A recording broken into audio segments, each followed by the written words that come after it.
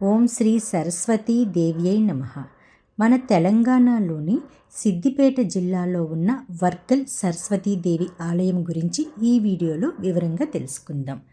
ఈ వర్గల్ కొండపైన ఒకే కొండపై అనేక దేవాలయాలు ఉన్నాయి. అవేంటంటే శ్రీ లక్ష్మీ గణపతి ఆలయం, శ్రీ విద్యా సరస్వతి ఆలయం, శనీశ్వర ఆలయం, శివాలయం, ఇంకా కొన్ని వైష్ణవ ఆలయాలు కూడా ఉన్నాయి. కానీ వాటిలో మూల విగ్రహాలు ఇప్పుడు లేవు. ఇక్కడ చూస్తున్నారు కదా, వసంత పంచమి ముందు రోజు మేము ఈ వర్గల్ వెళ్ళాము. ఇక్కడ చూడండి, అప్పుడే జనాలు ఎంతమంది వస్తున్నారంటే భక్తులు. ఆల్రెడీ అంత కొండ చుట్టూతా కూడా ఈ కార్ పార్కింగ్ అంతా కూడా ఫుల్ అయిపోయినాయి. అంటే మధ్యాహ్నం నుంచే మనకి పంచమి తిథి స్టార్ట్ అయిపోయింది, సండే కూడా. కాబట్టి చాలామంది భక్తులు ఈ వర్గల్ సరస్వతీదేవి ఆలయానికి వచ్చారు.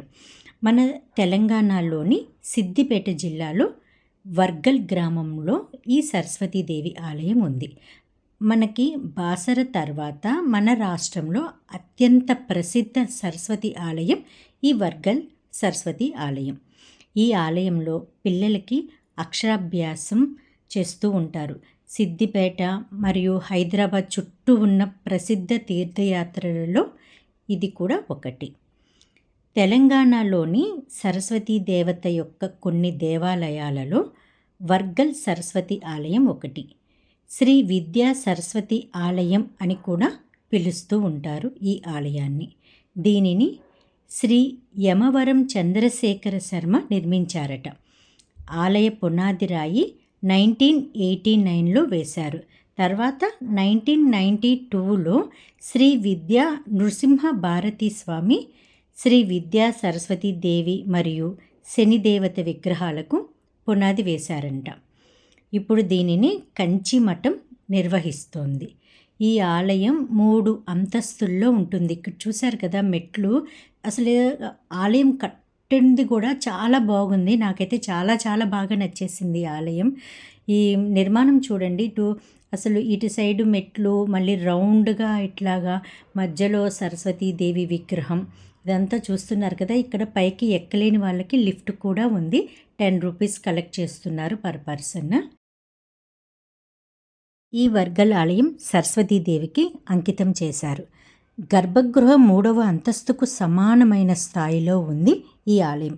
దేవత పూర్తి కీర్తితో చాలా ఆభరణాలు మరియు దండలతో అలంకరించబడి చీరలో అలంకరించబడినట్లు కనిపిస్తుంది. ఈ ఆలయం ముందు 10 అడుగుల ఎత్తులో ఉన్న దేవత విగ్రహం కూడా ఉంది. ఇది చాలా అంటే చాలా అద్భుతమైన కళ. ఈ కాంప్లెక్స్లోనే ఇంకా చాలా దేవాలయాలు ఉన్నాయని చెప్పుకున్నాం కదా మనం. అవి కూడా తర్వాత చూద్దాం. ఇక్కడ చూశారు కదా, ఇక్కడ లోపలికి వెళ్తుంటే పంతులు గారు చక్కగా మనకి కుంకుమ నుదుటిని పెడుతున్నారు. ఇదిగోండి, నేను కూడా పెట్టించేసుకున్నాను. అట్లాగే మనకి 3వ అంతస్తుకి ఇట్లా వెళ్ళిన తర్వాత ఇక్కడ చూడండి, వసంత పంచమి కోసం అలంకరణ చేస్తూ ఉన్నారు. ఇంకా మొబైల్స్ యాక్సెప్ట్ చేయలేదు, అందుకే మీకు ఇక్కడ పూర్తిగా ఇంకా నేను తీయలేకపోయాను. ఇక్కడ నేను గూగుల్ నుంచి ఫోటో తీసుకొని ఇక్కడ మీకు అప్లోడ్ చేస్తున్నాను. అమ్మవారు చక్కగా చేతిలో వీణను పట్టుకొని ఎంత అందంగా ఉన్నారో చూశారు కదా. చాలా అంటే చాలా బాగున్నారు. అమ్మవారి ముక్కు పుడక నాకు బాగా నచ్చింది. మంచి షైనింగ్ ఇచ్చింది ముక్కు పుడక. తర్వాత దర్శనం చేసుకొని వచ్చిన తర్వాత ఈ చుట్టూ ఉన్న ప్రదేశం చూడండి ఎంత బాగుందో. అసలు చుట్టూ పచ్చని పొలాలు, చెట్లు, చాలా అంటే చాలా విశాలంగా ఉంది ఈ దేవాలయం. ఈ దర్శనం చేసుకొని ఇంకా మనం ముందుగా చెప్పుకున్నట్లు లక్ష్మీ గణపతి ఆలయానికి వెళ్దాం. ఇక్కడ చూడండి ఎంతమంది భక్తులు దర్శనం చేసుకొని బయటకు వస్తున్నారో. అందరూ చక్కగా ఆస్వాదిస్తున్నారు ఆ చుట్టూ ఉన్న ఎన్విరాన్మెంట్ని. ఇదిగోండి ఎంత ముచ్చటగా ఉందో ప్లేస్ అయితే. ఇవ్వండి, లక్ష్మీ గణపతి ఆలయానికి వెళ్దాం. ఇక్కడ కూడా గణపతి ఒడిలో లక్ష్మీదేవి చిన్న విగ్రహం అండి. ఎంత బాగుందంటే అంత బాగుంది. నేనైతే మళ్ళీ మొబైల్స్ యాక్సెప్ట్ చేయలేదు కాబట్టి అవన్నీ వీడియోస్ తీయలేదు. ఇదిగోండి, ఇక్కడ 10 అడుగుల సరస్వతీదేవి ఉన్నారు అని చెప్పాను కదా. అక్కడ చాలామంది ఇక్కడ నుంచొని ఫొటోస్ తీసుకుంటున్నారు. ఇదిగోండి ఎంత చక్కగా ఉన్నారో అమ్మవారు ఇక్కడ. ఇవ్వండి, నేను కూడా సెల్ఫీ తీసుకున్నాను. ఈ చిన్న బాబుని చూశారు కదా, చక్కగా అక్షరాభ్యాసం చేసుకొని అప్పుడే బయటకు వచ్చాడు. వీడియోకి పోజ్ అడిగితే చక్కగా పోజ్ ఇచ్చాడనమాట. ఇక్కడ అలా చాలామంది పిల్లలు అక్షరాభ్యాసానికి వస్తూ ఉంటారు ఈ దేవాలయానికి. తర్వాత అక్కడ నుంచి మనం శనీశ్వర ఆలయంకి వెళ్ళాం. ఇక్కడ కూడా 3 అడుగుల శనీశ్వర విగ్రహం ఉంటుందండి. చాలా బాగుంది శనీశ్వర విగ్రహం కూడా. ఆ తర్వాత ఇక్కడ పంతులు గారు ఆ దర్శనం చేసుకుని వచ్చిన తర్వాత అందరికీ తీర్థం ఇస్తున్నారు. ఇదిగోండి, ఇక్కడ తీర్థం కూడా తీసుకొని శ్రీ వల్లి దేవసేన సమేత సుబ్రహ్మణ్య స్వామిని దర్శించుకున్నాము.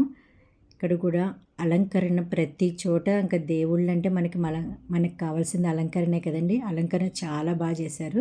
ఇదిగోండి, ఇక్కడ ఒక్క దగ్గరే నేనైతే వీడియో తీశాను. స్వామివారు చాలా బాగున్నారు. ఆ తర్వాత ఇదిగోండి చుట్టూ గుడి ప్రాంగణం అంతా మళ్ళీ ఇదిగోండి అప్పుడే లైటింగ్ ఇంకా స్టార్ట్ చేశారు. మేము ఈవినింగ్ టైంలో వెళ్ళాము. ఇదిగోండి అందరూ ఇంకా దర్శనం చేసుకొని, ఇక్కడ ప్రాంగణం అంతా చాలా విశాలంగా ఉంది. కొంతమంది ఇంటి దగ్గర నుంచి ఫుడ్ ఐటమ్స్ తీసుకొచ్చుకొని ఇక్కడ తింటున్నారు. అమ్మవారికి కట్టిన శారీస్ కూడా ఇక్కడ ఆక్షన్లో పెట్టారనమాట. అంటే వాళ్ళే రేట్స్ అక్కడ శారీస్కి పెట్టేసి సేల్ చేస్తున్నారు. ఆ శారీస్ వచ్చిన అమౌంట్ అంతా అమ్మవారికి బంగారం చీరకి యూస్ చేస్తారంట. ఇదిగోండి, తర్వాత చాలామంది ఇక్కడ చూశారు కదా, అక్షరాభ్యాసం కోసం బుక్స్, పెన్స్ ఇవన్నీ ఇక్కడ కొనుక్కొని లోపలికి వెళ్తున్నారు. ఈ ఆలయంలో ముఖ్యంగా వసంత పంచమి, నవృతి మహోత్సవం మరియు శని త్రయోదశి పండుగలను ఘనంగా జరుపుతారంట. సరస్వతీదేవిని ఆరాధించడానికి మూలా నక్షత్రం అంటే సరస్వతీదేవి జన్మ నక్షత్రం అత్యంత పవిత్రమైన రోజు. ఈరోజు ఆలయంలో ప్రత్యేక పూజలు చేస్తారు. సుమారుగా 30,000 మంది పైగా భక్తులను ఆకర్షించే వసంత పంచమి రోజున, అంటే ఇది జనవరి లేదా ఫిబ్రవరి నెలలో వస్తూ ఉంటుంది, వేలాది కుటుంబాలు తమ పిల్లలతో పాటు అక్షరాభ్యాసానికి హాజరవుతారు. దర్శనం సాధారణంగా అయితే వసంత పంచమి సమయంలో 2-3 గంటలు పడుతుంది. అక్షరాభ్యాసం కోసం ఇంకొక గంట సమయం అదనంగా పడుతుంది. చాలా కుటుంబాలు తమ పిల్లల అక్షరాభ్యాసం కోసం, అంటే మొదటిసారి పాఠశాలలో చేర్చే ముందు ఈ ఆలయాన్ని సందర్శించి పాఠశాలకు పంపిస్తూ ఉంటారు.